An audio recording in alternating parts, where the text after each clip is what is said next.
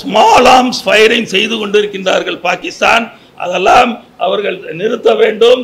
Cross border டெரரிசத்தை அவர்கள் நிறுத்த வேண்டும். அவர்கள் HQ9 என்று கூறக்கூடிய சீனாவிலிருந்து பெற்றிருக்கக்கூடிய ஆன்டி ஏர் டிஃபென்ஸ் சிஸ்டத்தை வீழ்த்தி இருக்கின்றோம். அவர்களுடைய ரடார் சிஸ்டத்தை வீழ்த்தி இருக்கின்றோம். அத்தகைய அதிதீர செயல்களை நமது இராணுவம் செய்திருக்கின்றது. இந்த செயல்களை எல்லாம் பாராட்டும் வகையிலே நாங்கள் இங்கே இருந்து கொண்டிருக்கின்றோம். நாடு துண்டாடப்படாமல் ஒன்றாக இருக்க வேண்டும் என்றால் வலிமையான ஒரு இராணுவம் இருக்க வேண்டும். அந்த வகையிலே இந்திய இராணுவம் மிக வலிமையாகவும் பலமாகவும் பாகிஸ்தானை விட 4 மடங்கு பெரியதாகவும் இருந்து கொண்டிருக்கின்றது. அதனை தமிழக மக்களுக்கு உணர்த்தும் வகையிலே இந்த சந்திப்பு நடந்து கொண்டிருக்கின்றது. நீங்கள் எல்லோரும் அறிவீர்கள், 22 ஏப்ரல் 22 ஏப்ரல் அன்று எவ்வாறெல்லாம் பாகிஸ்தானிய தீவிரவாதிகள் 5 பேர் எவ்வாறெல்லாம் நமது இந்திய பிரஜைகளை, சுற்றுலா பயணிகளை பெஹல்காம் என்ற ஜம்மு காஷ்மீர் பகுதியில் இருக்கக்கூடிய ஒரு அருமையான சுவிட்சர்லாண்டை போன்று அருமையாக இருக்கக்கூடிய ஒரு சுற்றுலா தலத்திலே 26 நபர்களை அவர்கள் கொண்டிருக்கின்றார்கள். அதிலே 25 பிரஜைகள் இந்திய பிரஜைகள், ஒருவர் நேபாள பிரஜையாகும். அதிலும் குறிப்பாக அந்த 26 பேரிலே ஒரு இந்திய கப்பற்படையின் இராணுவ வீரரும் இறந்திருக்கின்றார். அதுவும் இந்த மாஸ் மேசக்கர் என்று கூறுவார்கள். இந்த 26 பேரும் கொன்ற விதம்தான் முக்கியமானது. காரணம் என்ன?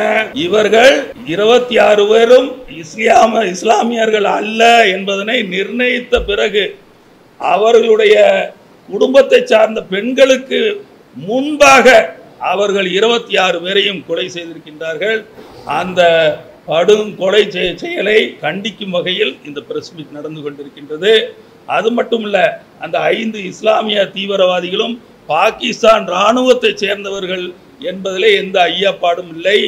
அவர்கள் பாகிஸ்தானிய இராணுவத்தின் தளபதி அசீம் முனீர் அவர்கள் இந்த செயலை ஆற்றியிருக்கின்றார்கள் என்பதிலே எந்த சந்தேகமும் இந்திய அரசாங்கத்துக்கு கிடையாது. 26 பேரும் இஸ்லாமியர்கள் அல்ல என்பதனை நிர்ணயிப்பதற்கு 2 வகையான இதை நிகழ்த்தி இருக்கின்றார்கள். அவர்களால் கல்மா படிக்க முடியுமா, மற்றும் நீங்கள் எல்லோரும் அறிவீர்கள் அவர்களை மறைவிற்கு சென்று என்ன செய்தார்கள் என்பதனை பத்திரிகையாளர்கள் அறிவீர்கள். அந்த வகையிலே இந்த கொன்ற விதம்தான் மிக மிக முக்கியமானதாகும். அதாவது எத்தனையோ இடங்களிலே தீவிரவாத செயல்கள் நடந்து கொண்டிருக்கின்றன. ஆனால் இந்துக்களா என்பதனை அறிந்து அவர்களை கொண்டிருக்கின்றார்கள். எனவேதான் இது முக்கியத்துவம் பெற்ற ஒரு செயலாக நடந்து கொண்டிருக்கின்றது.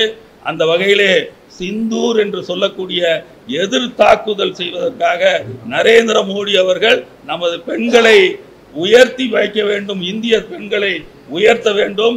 அந்த கொலையுண்ட அனைத்து 26 இந்திய சுற்றுலா பயணிகளின் குடும்பங்களுக்கு கௌரவம் தெரிவிக்கும் வகையிலே சிந்தூர் என்று பெயரிட்டிருக்கின்றார்கள். அதனால தான் எங்கள் பின்னால் 10 எங்களது பாரதிய ஜனதா கட்சியின் பெண்கள் சிந்தூர் அணிந்து அமர்ந்திருக்கின்றார்கள். It is a symbolic representation of the heinous crime committed by the Pakistan nationals. அந்த வகையில் இந்த பிரஸ் மீட் நடந்து கொண்டிருக்கின்றது. எதிர் தாக்குதலாக 9 இடங்களிலே தீவிரவாத பயிற்சி முகாம்களை நமது இந்திய இராணுவமும் கப்பற்படையும் விமானப்படையும் 3 படையும் 3ஐயும் கோஆர்டினேஷன் செய்வது மிக மிக கடினம்.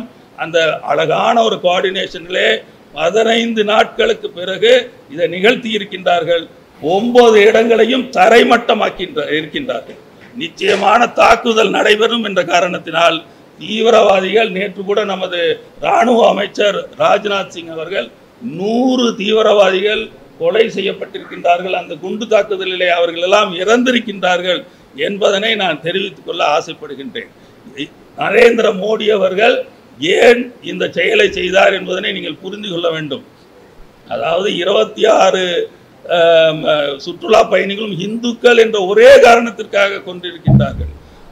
பாகிஸ்தான் ஆர்மியின் தளபதி ஆசிம் முனீர் அவர்கள் தன்னுடைய பதவியை தற்காத்துக் கொள்ள, நீடித்துக் கொள்ள இந்த செயலை செய்திருக்கின்றார்கள். அங்கே பலதரப்பட்ட இடங்களிலே தீவிரவாத செயல்கள் நடந்து கொண்டிருக்கின்றன. அதாவது செஷனிஸ்ட் ஃபோர்ஸஸ் பல்கிஸ்தான்ல தனி நாடு வேண்டும் என்று பணியாற்றி கொண்டிருக்கின்றார்கள். அது மட்டுமல்ல, கில்ஜிஸ்தானிலே பணியாற்றி கொண்டிருக்கின்றார்கள். இந்திலே தனி நாடு வேண்டும் என்று அவர்கள் எதிர்ப்பு தெரிவித்துக் கொண்டிருக்கின்றார்கள்.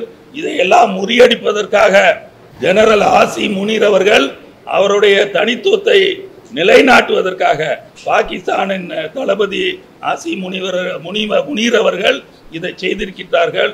இது கண்டிக்கத்தக்கது. அது மட்டுமல்ல, நரேந்திர மோடி அவர்கள் ஏன் 15 நாட்கள் எடுத்துக்கொண்டார்கள் என்று நினைத்து பார்க்க வேண்டும். எல்லோருமே நீங்க பாத்தீங்கன்னா உத்தரப்பிரதேசத்தின் காங்கிரசின் தலைவர் அவர்கள் ஒரு ரஃபேல் விமானத்தை வைத்து அதிலே மிளகாய் எலுமிச்சம்பழத்தை வைத்து ஏன் தாக்கவில்லை என்று கேட்டுக்கொண்டிருக்கின்றார்கள். அவரெல்லாம் இராணுவத்தை அவமதிக்க கூடாது காங்கிரஸ் என்று கடுமையாக இந்த நேரத்தில் நான் கண்டிக்கின்றேன். அது மட்டுமல்ல, 15 நாட்களிலே, ஏன்னா India has to be very cautious. அது வெளியுறவுத்துறை சீஃப் செக்ரட்டரி என்ன சொல்லியிருக்காரு, மிஸ்ரி அவர்கள் இது ப்ரொவோகேஷன் இல்லாம போர் நிகழக்கூடாது என்ற ஒரே காரணத்திற்காக அருமையான ஒரு 9 இடங்களிலே தாக்குதல் செய்திருக்கின்றோம். 9 இடங்களும் தீவிரவாத பயிற்சிகள் நடைபெற்றுக் கொண்டிருக்கின்ற இடங்களாகும். அங்கே பாகிஸ்தானிய இஸ்லாமிய தீவிரவாதிகளுக்கு பல உலகம் முழுவதும் தீவிரவாதம் செய்ய வேண்டும் என்ற காரணத்திலே அந்த பயிற்சியை கொடுத்து கொண்டிருக்கின்றார்கள். லஷ்கர்-இ தைபா போன்ற தீவிரவாத அமைப்புகள், அதுவுமே யுனைடெட் நேஷன்ஸ்னால கண்டிக்கப்பட்ட ஒரு அமைப்பாக இருக்கின்றது. ஜெய்ஷே முகமது என்ற ஒரு தீவிரவாத அமைப்பு, ஹிஸ்புல்லா முஜஹிதீன் என்ற ஒரு தீவிரவாத அமைப்பு, இந்த 3 தீவிரவாத அமைப்புகளின் பயிற்சி முகாம்களை மட்டும்தான் இந்தியா தாக்கியது. அதை பாகிஸ்தான் உணர வேண்டும், இங்குள்ள பத்திரிகையாளர்கள் உணர வேண்டும், அனைத்து 140 கோடி இந்திய மக்களும் புரிந்து கொள்ள வேண்டும். நாம் செய்தது அவர்களுடைய இராணுவ தளவாடங்களை தாக்கவில்லை, அவர்களுடைய சிவிலியன்ஸ் இந்த பாகிஸ்தானிய பிரஜைகளை தாக்கவில்லை. 9 தீவிரவாத அமைப்புகளின் பயிற்சி முகாம்களை மட்டும்தான் தாக்கி இருக்கின்றன. அந்த வகையிலே நரேந்திர மோடி அவர்கள் ஏன் 15 நாட்கள் எடுக்கின்றார்கள் என்றெல்லாம் கேட்கக்கூடாது.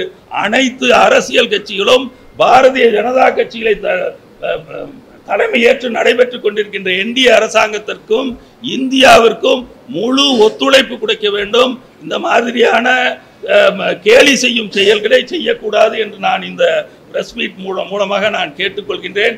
அது மட்டுமல்ல, ஒரு நாடு ஒன்றாக இருக்க வேண்டும் என்றால் 2 பவர் இருக்கணும். ஒன்று இராணுவ பவர் இருக்கணும், இன்னொன்று மணி பவர் இருக்கணும். இந்த 2 பவர்களுமே, இராணுவம் பாகிஸ்தான் இராணுவத்தை விட 4 மடங்கு பெரியது.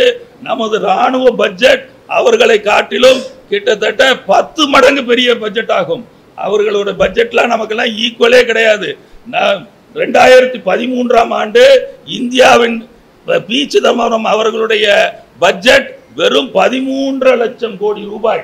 ஆனால் இன்று நிர்மலா சீதாராமன் அவர்கள், நமக்கு மரியாதைக்கும் உரிய மதிப்பிற்கும் உரிய நிதியமைச்சர் நிர்மலா சீதாராமன் அவர்கள் கொடுத்த பட்ஜெட் 50 லட்சம் கோடி ரூபாய், 4.5 மடங்கு பெரியது என்பதனை இந்திய மக்களும் அனைத்து அரசியல் கட்சிகளும் புரிந்து கொள்ள வேண்டும். அத்தகைய ஒரு பெரிய நாடை தாக்குவதற்கு துணிந்த இந்த பாகிஸ்தானை பதிலடி கொடுக்காமல் இருக்க வேண்டுமா? நான் இந்த தருணத்திலே நான் கேள்வி கேட்கின்றேன். யூபிஏ மன்மோகன் சிங் பிரதம மந்திரியாக 2008ஆம் ஆண்டு இருந்தார். அது மட்டுமல்ல, பாட்டீல் அவர்கள் உள்துறை அமைச்சராக இருந்தார். விலாஸ் ராவ் தேஷ்முக் அவர்கள் மகாராஷ்டிராவின் முதலமைச்சராக பணியாற்றி கொண்டிருந்தார். ஆனால் 2008 நடந்த அந்த மும்பை தொடர் குண்டுவெடிப்புக்கு ஒரு பதிலடி கூட காங்கிரஸ் அரசாங்கம் கொடுக்கவில்லை. காரணம் என்பதனை பத்திரிகையாளர்கள் உணர வேண்டும். அதனால ஒரு நேஷனலிஸ்ட் கவர்மெண்ட் இருக்க வேண்டும் என்றால் அது பாரதிய ஜனதா கட்சியாகத்தான் மட்டும் இருக்க முடியும், என்டிஏ-ஆகத்தான் மட்டும் இருக்க முடியும் என்பதனை நான் தெரிவித்துக் கொள்கின்றேன். அது மட்டுமல்ல, அவர்கள் வெறும் வாய்ப்பேச்சு தான். 2008ஆம் ஆண்டு நடந்த அந்த 200க்கும் மேற்பட்ட அப்பாவி குடிமக்கள் இறந்தார்கள். பல நரிமேன் ஹவுஸ் என்று கூறக்கூடிய ஜூஸ் இருக்கக்கூடிய அந்த அபார்ட்மெண்ட் அவங்க தாக்கினாங்க. தாஜ்மஹால் ஹோட்டலை தாக்கினார்கள். ஃப்ரீ ஃபார் ஆல், அதாவது பாகிஸ்தானிலிருந்து குஜராத் வழியாக அவர்கள் வந்து மும்பையிலே வெறும் படகுலே இறங்கி அனைத்து சம்பவங்களையும் செய்துவிட்டு சென்றிருக்கின்றார்கள். ஒரு பதிலடி தாக்குதல் கூட காங்கிரஸ் அரசாங்கம் கொடுக்கவில்லை. அந்த தருணத்திலே அவர்கள் செய்ததெல்லாம் 3 தான் செய்தார்கள். ஒன்று, உள்துறை அமைச்சர் ராஜினாமா செய்தார், மகாராஷ்டிராவின் முதலமைச்சர் ராஜினாமா செய்தார். அது மட்டுமல்ல, மன்மோகன் சிங் அவர்கள் நிதி அமைச்சகத்தை எடுத்துக்கொண்டார். இதுதான் நடந்ததே ஒழிய வேற எந்த தாக்குதலையும் செய்வதற்கு அவர்களுக்கு நரேந்திர மோடி போல துணிச்சலும் நாட்டுப்பற்றும் கிடையாது என்பதனை தான் இந்த தமிழக மக்களும் இந்திய மக்களும் புரிந்து கொள்ள வேண்டும். அது மட்டுமல்ல, 15 நாட்களாக லைன் ஆஃப் கண்ட்ரோல் என்று கூறக்கூடிய அந்த பகுதியிலே, ஜம்மு காஷ்மீர் பகுதியிலே தொடர்ந்து குண்டுவெடிப்பு, ஸ்மால் ஆர்ம்ஸ் ஃபயரிங் செய்து கொண்டிருக்கின்றார்கள் பாகிஸ்தான். அதெல்லாம் அவர்கள் நிறுத்த வேண்டும். கிராஸ் பார்டர் டெரரிசத்தை அவர்கள் நிறுத்த வேண்டும். அந்த உறுதிமொழியை அளித்தால்தான், என ஒவ்வொரு முறையும் 2016ஆம் ஆண்டு ஊரியிலே தாக்குதல், ராணுவ முகாமிலே தாக்குதல் செய்தார்கள். 2019 புல்வாமாலே 40 பாராமிலிட்டரி நண்பர்கள் உட்கார்ந்து கொண்டிருக்கின்றார்கள். 40 பாராமிலிட்டரி போர்ஸை அவர்கள் பாகிஸ்தான தீவிரவாதிகள் அவர்கள் குண்டு வைத்து வெடித்திருக்கின்றார்கள். அதற்கு 2016ஆம் ஆண்டு இதே நமது பாரத பிரதமர், அன்பிற்கும் பாசத்திற்கும் உரிய பாரத பிரதமர் நரேந்திர மோடி அவர்கள் surgical strike along the LOC line of control நடத்தினார்கள். 16 கிலோமீட்டர் தூரம் வரை சென்று பாகிஸ்தானிய ராணுவத்தை அவர்கள் சூறையாடினார்கள், அவர்களை பழி வாங்கினார்கள். அது 2016 ஊரி தாக்குதலுக்கு. நீங்கள் சிந்திக்க வேண்டும், 2008 மும்பையில் நம்மளுடைய எக்கனாமிக் கேபிட்டல் ஆகும். அந்த கேபிட்டல்ல தாக்குதல் செய்ததற்கு ஒண்ணுமே ஒரு பதிலடியோட கொடுக்கவில்லை. ஆனால் நரேந்திர மோடி அவர்கள் ஒரு ஊரி தாக்குதலுக்கு கிட்டத்தட்ட 16 கிலோமீட்டர்ல இருக்கக்கூடிய அனைத்து பாகிஸ்தான வீரர்களையும் கொண்டிருக்கின்றார்கள் சர்ஜிக்கல் ஸ்ட்ரைக் மூலம். ஆனால் அன்று இருந்த ராகுல் காந்தி அவர்கள், காங்கிரஸ் என்ன கேட்டது? ப்ரூஃப் கொடுங்க, ப்ரூஃப் கொடுங்கன்னு கேட்குறாங்க. அதாவது சாட்சி கொடுங்கள், எவ்வாறெல்லாம் நீங்கள் சர்ஜிக்கல் ஸ்ட்ரைக் செய்தீர்கள் என்று அவர்கள் கேட்டார்களா இல்லையா? எப்படி? அதனால்தான் இந்த முறை அதாவது லாய்ட்ரிங் முனிஷன்ஸ் என்று ஒரு ட்ரோன் இருக்கின்றது.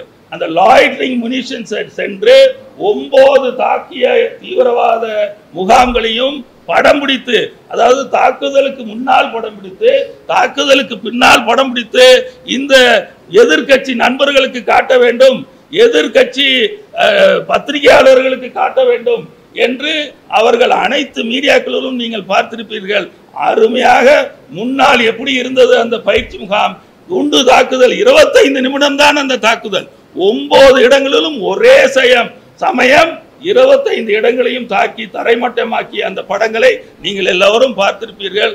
அந்த அத்தகைய ஒரு வீர செயலை ஒரே ஒரு மனிதர் தான் செய்ய முடியும், அது நரேந்திர மோடி என்பதனை நான் தெரிவித்துக் கொள்ள ஆசைப்படுகின்றேன். அது மட்டுமல்ல, 3 போர்ஸுகளும் ஆர்மி, நேவி, ஏர்ஃபோர்ஸோட கோஆர்டினேஷனை பார்த்தால் நிச்சயமாக வியக்கத்தக்க வகையிலே இருந்திருக்கின்றது. அவர்களுக்கு பாராட்டு தெரிவிக்கும் வகையிலே, அனைத்து வீரர்களுக்கும் நாங்கள் எல்லோரும் சல்யூட் செய்கிறோம் என்று சொல்லும் வகையிலே, நன்றி தெரிவிக்கும் வகையிலே நாங்கள் எல்லோரும் இங்கே அமர்ந்து தமிழக மக்களுக்கு கூறிக்கொள்ள ஆசைப்படுவதெல்லாம், நாடு ஒன்றாக இருக்க வேண்டும். மீண்டும் மீண்டும் ஒன்றிய அரசாங்கம் என்றால் என்று கூறாமல் ஒற்றுமையோடு இருந்தால் அனைத்து மக்களும், அனைத்து ஜாதி மக்களும், அனைத்து மத மக்களும் ஒன்றாக இருந்தால் வலிமையான பாரதம், விக்சித் பாரத் என்று நரேந்திர மோடி அவர்கள் கூறியிருக்கின்றார்கள். 2047 நமது இந்திய திருநாடு ஒரு டெவலப்டு நேஷனாக மாறுவதற்கு அனைத்து மக்களும் அனைத்து கட்சிகளும் ஒத்துழைக்க வேண்டும் என்ற எண்ணத்தோடு இங்கு நாங்கள் உட்கார்ந்து கொண்டிருக்கின்றோம். நாங்கள் எல்லாரும் பாரதிய ஜனதா கட்சியிலே முன்னாள் படை வீரர்கள் பிரிவிலே நாங்கள் பணியாற்றி கொண்டிருக்கின்றோம். காரணம், பாரதிய ஜனதா கட்சி ஒரு நேஷனலிஸ்ட் கட்சியாகும். தெய்வீகமும் ஆன்மீகமும் தேசியமும் 2 கண்களாக பாவிக்கின்ற இந்த கட்சியை நாங்கள் அங்கமாக வைத்து கொண்டிருக்கின்றோம். அது மட்டுமல்ல, அவர்கள் தாக்கிய ஒவ்வொரு ட்ரோன்ஸ் 3 ஜெட்டுகளை வீழ்த்தி இருக்கின்றோம். நமது இராணுவ படையானது, விமானப்படையானது S-400 என்று சொல்லக்கூடிய அதிநவீன anti surface to air missile 600 kilometre வரைக்கும் 300 டார்கெட்ஸை அவர்கள் கவனிக்கக்கூடிய வாய்ப்பு இந்த S-400 என்ற ஒரு ஆயுதம் இருக்கின்றது. அந்த ஆயுதத்தை வைத்து அவர்கள் அனுப்பிய அனைத்து ட்ரோன்ஸ்களையும் வீழ்த்தி இருக்கின்றோம். ஒரு ட்ரோன் கூட எந்த இடத்திலும் இந்தியாவிலே படவில்லை என்பதனை நீங்கள் நினைத்து பார்க்கும் பொழுது நம்ம இராணுவத்தின் சக்தியை நீங்கள் புரிந்து கொள்வீர்கள். அது மட்டுமல்ல, அடுத்ததாக சிந்தூர் 2 என்று சொல்லக்கூடிய வகையிலே அபிஷியலாக சிந்தூர் 2 என்று சொல்லவில்லை, இருந்தாலும் சிந்தூர் 2விலே கிட்டத்தட்ட 3 இடங்களிலே அவர்கள் HQ-9 என்று கூறக்கூடிய சீனாவிலிருந்து பெற்றிருக்கக்கூடிய ஆன்டி ஏர் டிஃபென்ஸ் சிஸ்டத்தை வீழ்த்தி இருக்கின்றோம். அவர்களுடைய ரடார் சிஸ்டத்தை வீழ்த்தி இருக்கின்றோம். அத்தகைய அதிதீர செயல்களை நமது இராணுவம் செய்திருக்கின்றது. இந்த செயல்களை எல்லாம் பாராட்டும் வகையிலே நாங்கள் இங்கே இருந்து கொண்டிருக்கின்றோம். அது மட்டுமல்ல, நமது 3 ஆண்டுகளுக்கு முன்னால் தான் ட்ரோன்ஸ் ரொம்ப தீவிரமாக இதாகிட்டு இருக்கு. நமது இந்தியா ட்ரோன்ஸை தயாரித்து செயல்படுத்தக்கூடிய அதிநவீன நுட்பத்தை 3 ஆண்டு காலத்திலே பெற்றிருக்கின்றோம் என்று கூறினால் அது வியக்கத்தக்க வகையில் இருக்கின்றன. பல இராணுவ அதிகாரிகள், பல ஓய்வு பெற்ற இராணுவ அதிகாரிகள் மிக துல்லியமாக சொல்லி இருக்கின்றார்கள். பாகிஸ்தான் இராணுவத்திடம் 8 நாட்களுக்கு மேல் ஆர்ம்ஸ் அம்யூனிஷன் சண்டை போடுவதற்கான அந்த ஆர்ம்ஸ் அண்ட் அம்யூனிஷன்ஸ் கிடையாது. ஆனால் நமது நாட்டிலோ கிட்டத்தட்ட 40 தீவிர தாக்குதல் நாட்களுக்கு, தீவிரமாக தாக்கினால் 40 நாட்கள் வரை நம்மிடம் ஆர்ம்ஸ் அண்ட் அம்யூனிஷன்ஸ் இருக்கின்றது. இந்த பிரஸ் மீட்டு இந்த இந்திய பிரஜைகளுக்கும் நமது முக்கியமாக தமிழ்நாட்டு மக்களுக்கும் இந்திய இராணுவம் 40 நாட்கள் தீவிரமாக போரிடக்கூடிய ஆர்ம்ஸ் அண்ட் அம்யூனிஷன்ஸ் இந்தியாவிடம் இருக்கின்றது என்பதனை உங்கள் வாயிலாக தெரிவிக்க நான் கடமைப்பட்டிருக்கின்றேன். ஆனால் மாறாக பாகிஸ்தானிடம் 8 நாட்கள் கூட ஆர்ம்ஸ் அண்ட் அம்யூனிஷன்ஸ் கிடையாது. எனவே அவர்களுக்கும் நமக்கும் ஏணி, கொலோக்கியலாக சொல்லணும்னா ஏணி வைத்தால் கூட எட்டாது என்பதிலே எந்தவித சந்தேகமும் இல்லை. அது மட்டுமல்ல, நமது இராணுவம் மிசைல்ஸு அவங்க எல்லா மினிஸ்டர்ஸும் என்ன சொல்கிறாங்க, எங்களிடம் அணு ஆயுதம் இருக்கின்றது, அணு ஆயுதம் இருக்கின்றது என்று கூறிக்கொண்டிருக்கின்றார்கள். ஆனால் அணு ஆயுதம் அவர்களிடம் மட்டுமில்லை, நம்மிடமும் இருக்கின்றது. அணு ஆயுத கொள்கை ஒன்று கூட அவர்களிடம் இல்லை. ஆனால் நம் நாட்டிலே அணு ஆயுத கொள்கை மிக மிக அருமையாக இருக்கின்றது. ஒன்று, நாம் முதல் தாக்குதல் இந்தியா செய்யாது, அணு ஆயுதத்தை வைத்து முதல் தாக்குதல் இந்தியா செய்யாது. ஆனால் அவர்களுடைய கொள்கை எல்லா மினிஸ்டரும் சொல்றாங்க. நீங்க டிஃபென்ஸ் மினிஸ்டர் எடுத்துக்கினாலும், இன்ஃபர்மேஷன் ஐபி மினிஸ்டர் எடுத்துக்கினாலும், அவருடைய பிரதம மந்திரி ஷாபாஸ் ஷெரீப் அவர்கள் எடுத்துக்கொண்டாலும், ஆசி முனீர் எடுத்துக்கொண்டாலும் எல்லாரும் என்ன சொல்றாங்க, அணு ஆயுதம் வைத்திருக்கக்கூடிய நாடாக இருக்கின்றோம், நீங்கள் எங்கள் நாட்டை தாக்குவதற்கு நீங்கள் யோசிக்க வேண்டும் என்று கூறிக்கொண்டிருக்கின்றார்கள். நான் கூறிக்கொள்ள ஆசைப்படுவதெல்லாம், நமது நாட்டிலே அவர்களுடைய அணு ஆயுதங்களை விட, அவர்களுடைய அணு ஆயுத சக்திகளை விட 10 மடங்கு பெரிய அணு ஆயுதங்கள் இருக்கின்றன. நம்முடைய அணு ஆயுதம் செல்லக்கூடிய தூரம் அவர்களிட விட கிட்டத்தட்ட 4 மடங்கு அதிக தூரம் செல்லக்கூடிய வாய்ப்பு இருக்கின்றது. மதிப்பிற்குரிய அப்துல் கலாம் அவர்கள் அருமையாக இந்த அணு ஆயுதங்களை எல்லாம் பரிசோதனை செய்திருக்கின்றார்கள் என்பதனை நீங்கள் மறந்துவிடக்கூடாது. அது மட்டுமல்ல, அவர்களுடைய நாடு கிட்டத்தட்ட இந்தியன் IMF-ல் பணம் கேட்டு ஒவ்வொரு முறையும் போய் பணம் கேட்டுக்கிட்டு இருக்காங்க. ஏன்னா அவங்களுக்கு நடத்துவதற்கு, நாட்டை நடத்தி செல்வதற்கு பணமே இல்லை. அங்கே இருக்கக்கூடிய ஆட்சியானது இராணுவ தளபதி சொன்னால்தான் அந்த ஆட்சியிலே நீடிக்க முடியும். அதற்கு உதாரணமாக இம்ரான்கான் அவர்கள் இருக்கின்றார்கள். எனவே இந்த பிரஸ் மீட்டை வைத்துக்கொண்டு நான் எங்களுடைய அனைத்து பாரதிய ஜனதா கட்சியின் டெல்லியிலே இருக்கும் அனைத்து தலைவர்களையும், அனைத்து மந்திரிகளையும், நமது பாரத பிரதமர் நரேந்திர மோடி அவர்களையும், அமித்ஷா அவர்களையும், ராஜ்நாத் சிங் அவர்களையும், அவர் எக்ஸ்டர்னல் அஃபேர்ஸ் மினிஸ்டர் அவர்களையும் எல்லோரையும் பாராட்டுவதிலே, நான் உளவுத்துறையும் நான் பாராட்ட கடமைப்பட்டிருக்கின்றேன். நம்மளுடைய integrated command system and satellite system மிக அருமையாக இருக்கின்றது. கிட்டத்தட்ட அனைத்து முப்படையின் ரேடார் நெட்வொர்க் அதில் இணைக்கப்பட்டிருக்கின்றது. அருமையான ஒரு சாஃப்ட்வேரை நாம் இண்டிஜினஸாக இந்தியாவிலேயே தயாரித்து எல்லா நாடெங்கும் இருக்கக்கூடிய அனைத்து ரடார்களும் கொடுக்கக்கூடிய சமிக்ஞைகளை சிக்னலை ஆய்வு செய்து எந்த இடத்திலிருந்து எது தாக்க வேண்டும் என்ற ஒரு உத்தரவை தரக்கூடிய இன்டகிரேட்டட் சென்ட்ரலைஸ்டு கமாண்ட் சிஸ்டம் இருக்கின்றது. அதனால் தமிழக மக்கள் கவலையே பட வேண்டாம். நாம் கடைசியிலே இருக்கக்கூடிய ஒரு மாநிலமாக இருப்பதன் காரணமாக நிச்சயமாக தமிழக மக்கள் எந்த விதத்திலையுமே கவலைப்பட வேண்டாம். இந்த தாக்குதலை வைகோ அவர்கள் மற்றும் பல பத்திரிகை நண்பர்கள், எழுத்தாளர்கள், 100க்கும் மேற்பட்ட எழுத்தாளர்கள் நேற்று ஒரு ஜாயிண்ட் ஸ்டேட்மெண்ட் வெளியிட்டிருக்கின்றார்கள். அதை நாங்கள் வன்மையாக கண்டிக்கின்றோம். வைகோ அவர்கள் கிட்டத்தட்ட 30 ஆண்டுகளுக்கு மேல் டெல்லியிலே ராஜ்யசபா மெம்பராக அவர் எந்த தேர்தலையாவது போட்டிட்டாரான்னு எனக்கு தெரியாது, அண்ணனுக்கு நல்லா தெரியும். ஆனால் அதனால் அவர்கள் ஒரு ராஜ்யசபா எம்பியாக இருந்தும் இவ்வாறு பேசுவது கண்டனத்துக்குரியது. பாரதிய ஜனதா கட்சி தமிழ்நாடு எங்களது அணியின் சார்பாக அவரை நாங்கள் வன்மையாக கண்டிக்கின்றோம். அவர்கள் செய்யக்கூடிய செயல்களை நாங்கள் எதிர்த்தாக்குதல் இந்திய ராணுவம் செய்யக்கூடாது, அப்பாவி பொதுமக்கள் இறந்து விடுவார்கள் என்று வைகோ அவர்கள் கூறியிருக்கின்றார்கள். நான் கேட்கும் கேள்வி, 26 இந்துக்கள் அங்கே கொல்லப்பட்டிருக்கின்றார்கள், அதுவும் பெண்கள், அவர்களுடைய வீட்டு பெண்களுக்கு எதிராக கொல்லப்பட்டிருக்கின்றார்கள். எந்த மதத்தை சார்ந்தவர்கள் என்பதனை அறிந்து கொண்ட பிறகு கொல்லப்பட்டிருக்கின்றார்கள். அந்த செயலை அவர் கண்டித்திருக்கிறாரா என்று எனக்கு தெரியவில்லை. ஆனால் இராணுவம் எதிர்த்தாக்குதல் செய்யக்கூடாது என்று கூறியிருக்கிறார்.